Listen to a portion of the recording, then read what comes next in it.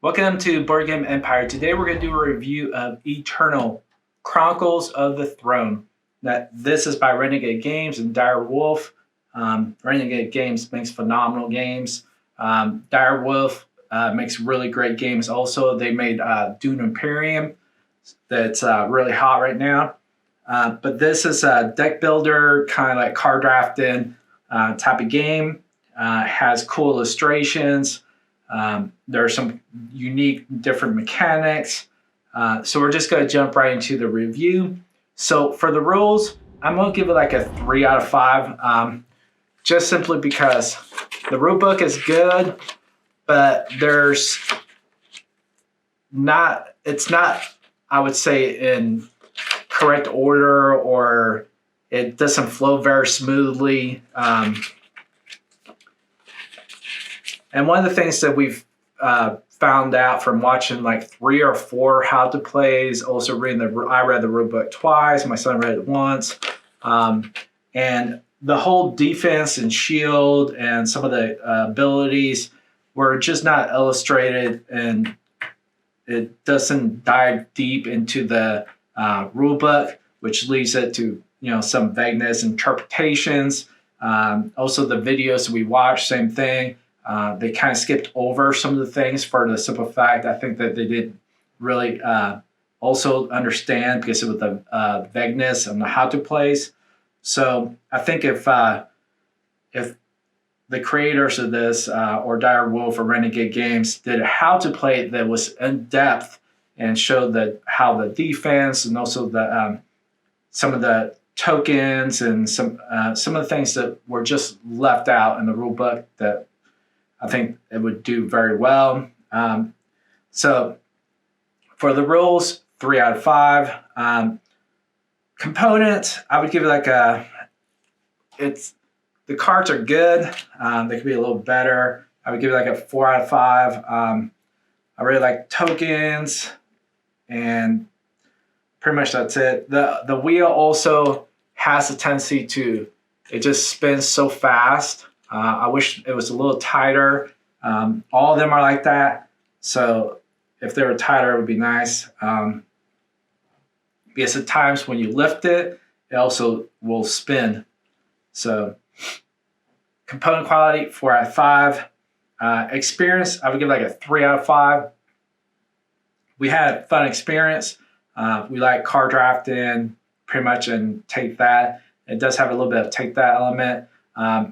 But it was just that the vagueness, and we didn't know if we were playing it right because of the rule book and also all the how to plays, which there isn't that many on online.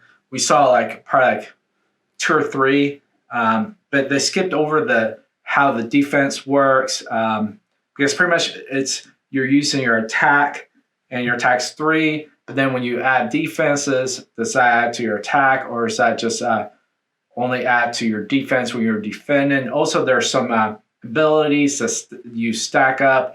Do those go away after you attack or after you do defense, or do they?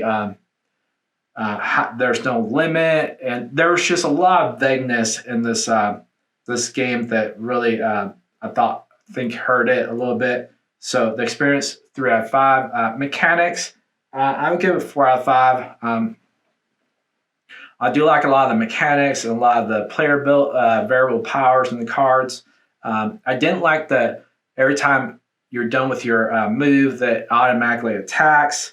I think that kind of mechanic we weren't too fond of, because we wouldn't want to attack all the time. We would want to hold off and have our cards defending a little bit, because some of the cards have defense abilities that I just think would be more beneficial holding off than just where it automatically attacks to the left.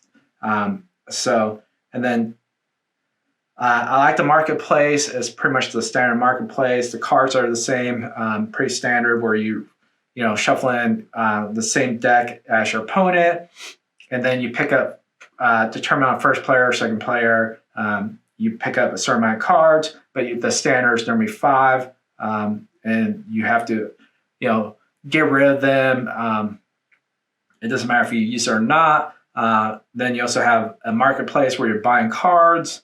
There's a seeker too, 2 per player. So in a 2-player game, we would have 4 seekers, and then the Eternal Throne. And the Eternal Throne, once you get to the end, allows you to use the cards that have the Eternal Throne icon.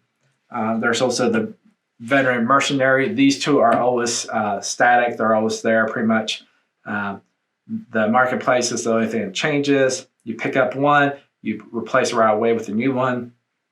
So, and then also if you pick up these cards with the top right red, you can flip them and put them straight into your offense, defense, whatever you want, right there on your tableau area. And then there's some cards that will allow you to flip it back. So you only get 2. So there's a lot of mechanics to it, and there's a lot of cool cards. Just that the vagueness of some of the rules gave it 4 out of 5.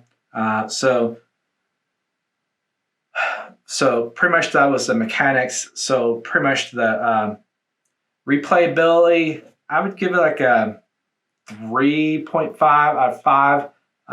Hard to replay because I'm just not very clear on the rules. Then also the videos we saw, like I said, did not cover some of the. That's one thing I noticed. A lot of times when the developers make these videos, and I know it's just pretty much an overview, but there's certain mechanics in the games that they overlook and show that I think is pretty important, like the defense aspect of the game on this one that just was overlooked, and it doesn't really dive deep into how it works. And so I wish that when developers make a how to play, it covers all the mechanics and everything. So for replayability, I'm just going to give it 3.5 out of 5. Overall total, I'm just going to give it 2.5 out of 5, 6.5 out of 10.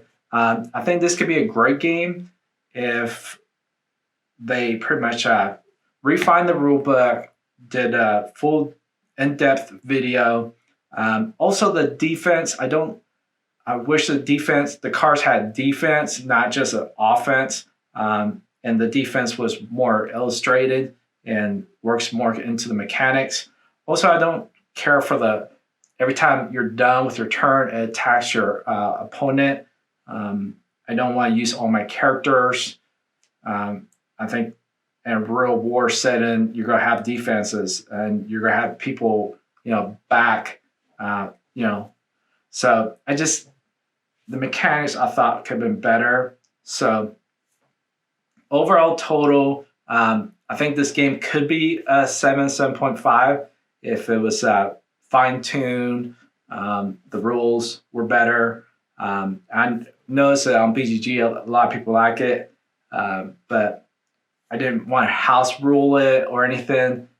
So, but overall, 3.5 out of 5, 6.5 out of 10.